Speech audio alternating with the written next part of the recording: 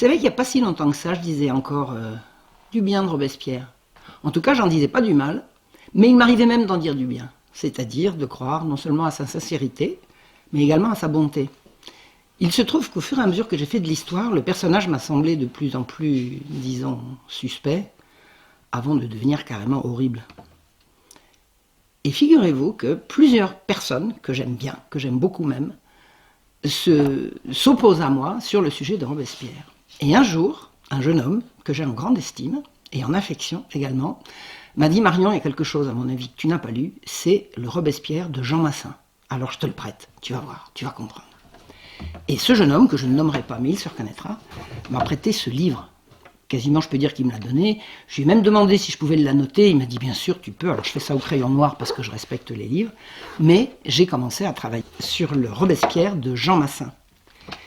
Et figurez-vous que j'apprends que plusieurs personnes que je connais, parmi lesquelles il y a des gens que j'estime et d'autres que je désestime, que je mésestime totalement, qui ont trouvé leur inspiration robespierriste de Jean Massin, chez Jean Massin.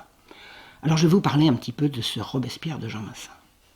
Parce que c'est vraiment, vraiment quelque chose d'important à comprendre.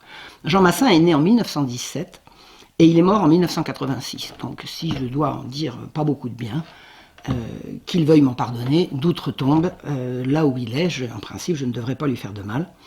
Ce qui est important de dire concernant Jean Massin, c'est que comme il est avant tout musicologue et qu'il est plutôt historien de la musique que de la Révolution française, on peut considérer qu'il n'avait pas véritablement autorité pour parler de Robespierre, ce qui pourrait y servir d'excuse. Mais peu importe. Ce qui fait autorité, c'est le succès que représente son œuvre et les références, la référence qu'il représente. Et franchement, aujourd'hui, je peux dire que je connais plusieurs personnes qui se sont mises à aimer Robespierre grâce à Jean Massin. Alors regardons ça de plus près, on ne va pas tout regarder parce que c'est impossible. Mais je vais vous expliquer ce que raconte Jean Massin d'un événement absolument extraordinaire de la Révolution française qui se passe au lendemain du 10 août, c'est-à-dire au lendemain de la chute de la royauté, et avant la proclamation de la République qui va avoir lieu le 21 septembre. Et cet événement extraordinaire et absolument abominable, ce sont les massacres de septembre. Voilà ce que nous en dit Jean Massin. Il dit « Le 1er septembre, au Conseil général de la Commune, Robespierre affirme qu'il faut purger le sol de la liberté des conspirateurs qui l'infectent. » Voilà au moins une chose qui est annoncée, il va falloir perpétrer des massacres. Non, nous n'en sommes pas là. En tout cas, cela signifie, et c'est ce que Jean Massin va nous affirmer, qu'il existe un complot tramé dans les prisons, puisque le sol de la liberté doit être purgé des conspirateurs. Voilà ce que nous dit Jean Massin de la préparation des fameux massacres de septembre. Je cite, « Il faut dire que cette appréhension se justifie. Les prisons ont vu brusquement s'accroître considérablement le nombre des détenus, alors que les gardiens y étaient déjà en nombre insuffisant. » On pourrait au passage dire que le nombre considérablement accru des détenus vient au fait qu'on a fait des rafles et qu'on a rempli les prisons. Voilà. Et que les gardiens y étaient déjà en nombre insuffisant, ça c'est lui qui le dit, il ne donne pas de chiffres, il ne cite pas de source. Je reprends ma citation. Les prisonniers peuvent assez facilement communiquer avec l'extérieur, plus encore se réunir entre eux.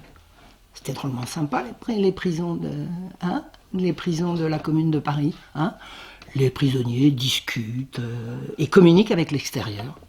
On l'apprend, en tout cas c'est lui qui le dit. Je continue, je reprends. Il règne parmi eux une atmosphère invraisemblable. Ils boivent ensemble à la santé de l'ennemi. Ils festoient à la nouvelle des victoires prussiennes. Ils promettent aux patriotes un châtiment sanglant et exemplaire quand les Alliés entreront dans Paris. Qu'est-ce que nous raconte Jean Massin ici? Que les prisons étaient dirigées par les prisonniers qui faisaient la loi? C'est bien ça qu'il dit. Qu'est-ce qu'il nous raconte? D'où il sort ça? Je reprends. Tout ceci transpire largement au dehors et il faut en tenir compte. Et oui, dans les prisons, les prisonniers complotent contre la patrie et il faut en tenir compte. De qui se moque-t-on? Je reprends. La guerre de la contre-révolution contre la révolution est vraiment une guerre à mort. Ni Robespierre, ni Marat, ni les autres n'étaient des hallucinés pour en avoir conscience. Et voilà. comment on avance des contre-vérités historiques, ou en tout cas des fausses vérités historiques. Parce que pour avancer des choses comme ça, il faudrait à tout le moins citer des sources, donner des preuves, donner des arguments, et pas simplement des formules à l'emporte-pièce qui consistent à justifier par avance qu'on aille massacrer des gens qu'on soupçonne des pires intentions, alors qu'ils sont prisonniers, donc incapables d'agir. Je reprends. Si Brunswick, traînant les émigrés à ses trousses, était entré dans Paris, il y aurait eu autant de potence dans les rues que de croix sur la route de Capoue à Rome après la défaite de Spartacus. Ah bon? On fait de l'histoire en disant si ça s'était passé comme ça, voilà comment ça se serait passé? C'est sérieux ça? Je reprends. Et les suspects prisonniers de la veille n'auraient pas été les derniers à y accrocher les patriotes. Ah ben voilà. Si Brunswick était entré dans Paris, les gens qui étaient à ce moment-là en prison n'auraient pas été les derniers à accrocher à des potences les têtes des patriotes. C'est pas comme ça qu'on fait de l'histoire, monsieur Massin. Je reprends. Avant de gémir sur le sol de Madame de Lamballe. Alors, Madame de Lamballe était une amie de Marie-Antoinette qui a été abominablement massacrée parmi les 1500 victimes des massacres de septembre. Je reprends. Avant de gémir sur le sol de Madame de Lamballe, il vaut mieux réfléchir et réaliser de quel cœur la confidente et la complice de Marie-Antoinette aurait applaudi du bout de ses doigts distingués à la pendaison massive des Parisiens. Alors, au lieu de pleurer sur cette dame, réfléchissez comment elle aurait été contente si on avait fait subir aux autres ce qu'on lui a fait subir à elle. De quel droit ose-t-on parler comme ça au nom des morts? Avec des si, on peut refaire toute l'histoire. Et c'est pas comme ça qu'on écrit l'histoire. En tout cas, c'est pas comme ça que je la conçois. Je reprends les citations de Jean Massin. Les massacres de septembre, avec des guillemets, devaient durer jusqu'au 4. Alors, ils ont commencé le 2 septembre. Ils devaient durer jusqu'au 4 et faire de 1000 à 1400 victimes. Alors là, monsieur Massin, c'est pas sérieux. Les massacres ont duré du 2 au 9. De dimanche 2 à dimanche 9. Et pas de dimanche 2 à mardi 4. C'est faux. Et vous le savez, puisque vous avez accès aux archives. C'est pas bien de mentir, monsieur Massin. L'inversion de Jean Massin a été relayée à l'époque par le Moniteur, c'est-à-dire le journal des débats de l'époque, qui a écrit « On a des preuves non équivoques du plus horrible complot contre la liberté publique. » Eh oui, on n'a pas massacré simplement des prisonniers, mais des gens qui complotaient. Et le Moniteur nous dit qu'on a des preuves. Alors si le Moniteur dit qu'on a des preuves, c'est qu'on a des preuves. Lesquelles? On a des preuves. Je reprends que pendant la nuit du 1er au 2 septembre, les prisons seraient ouvertes pour faire évader les conspirateurs.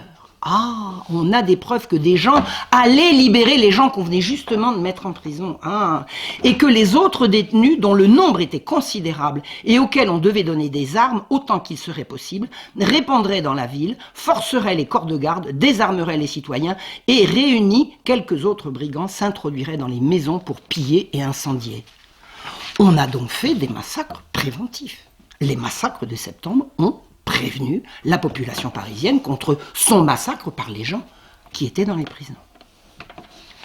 Alors laissons là les délires de monsieur Jean Massin pour apprendre et pour dire que ce qu'on sait des massacres de septembre, on l'a trouvé dans l'étude des archives de la Commune de Paris. La Commune de Paris était à l'époque le gouvernement de Paris, qui était le gouvernement de la France, puisque ça a été la dictature de la Commune de Paris sur l'ensemble du territoire.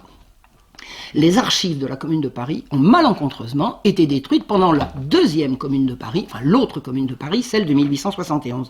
Or, il se trouve qu'avant 1871, des chercheurs ont épluché, étudié à fond ces archives et sont en mesure de dire que 235 égorgeurs embauché par un comité spécial de la Commune de Paris, spécialement créé à cet effet.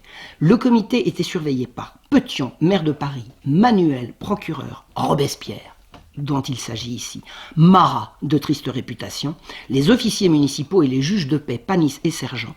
Ces 235 égorgeurs ont été payés par le ministre de l'Intérieur, Roland, Girondin, et par le ministre de la Justice, Danton, Montagnard, pour massacrer dans les prisons au moins 1400 détenus. On a tué à l'arme blanche. Un bataillon de 50 soldats mettant les égorgeurs en joue les aurait neutralisés en un quart d'heure. Pas un n'avait une arme à feu. On a leur nom, on a leur signature sur les quittances qu'ils ont signées de leur salaire. Ils ont massacré des prêtres réfractaires, des soldats suisses rescapés de l'horreur du 10 août, des galériens dont le pécule avait éveillé leur convoitise, des galériens. Ils ont massacré et pillé des galériens. Il n'y avait plus de galères, mais la peine des galères existait encore. Je veux dire, être condamné aux galères, c'était être condamné au bagne, en fait, au bagne à terre, dans l'ancien arsenal des galères, qui ne fonctionnait plus depuis 1743, si ma mémoire est bonne. On a massacré les filles de joie et les voleuses de la Salpêtrière. La Salpêtrière, c'était le camp de concentration à ciel ouvert, comme tous les camps de concentration en demeurant, où étaient entassés les pauvres de l'Ancien Régime. Et parmi ces pauvres, il y avait des prisonniers, c'est-à-dire des prisonniers des prisonniers. Et à la Salpêtrière, les prisonnières des prisonnières. Ces salauds sont allés massacrer les prisonnières de la Salpêtrière. Ils ont massacré des prisonniers arrêtés pour des petits délits correctionnels. Et à Bicêtre, ils ont massacré 30 enfants. 30 petits garçons qui étaient là à titre de correction, ou simplement, je n'ai pas vérifié, étaient-ce les enfants de cœur qui étaient destinés au service religieux de l'établissement. Et vous savez ce que ces valeureux défenseurs de la République en danger, ou de la future République en danger, ont fait? À la Salpêtrière, avant d'aller massacrer les femmes, ils sont rentrés dans le dortoir des petites filles, et ils en ont fait un viol collectif pendant toute une nuit. Vous savez ce que représente le sang de 1500 personnes? Ça fait 7000 litres de sang. 7 mètres cubes. 1 mètre sur 1 mètre sur 1 mètre multiplié par 7. Ce sang s'est répandu dans les rues de Paris. On a promené des têtes au bout des pics. On a mangé de la chair humaine. On a bu du sang humain. On a violé, outragé, dépecé vivant, mutilé, tué de mort lente, et heureux celui qui tombait sur le premier coup. Ceux qui ont vu les autres se faire massacrer et qui en ont échappé disaient qu'ils priaient pour mourir le plus vite possible et ne pas subir les outrages que les autres ont subis.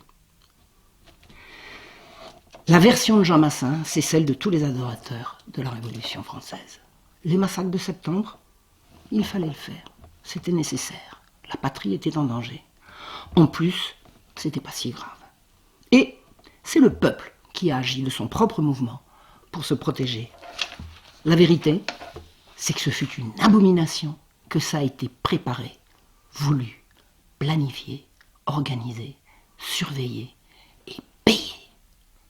Le peuple en a été tétanisé de terreur, et les élections à la Convention, qui ont vu naître la République, se dérouler en même temps. Sont pas belles les valeurs de la République ?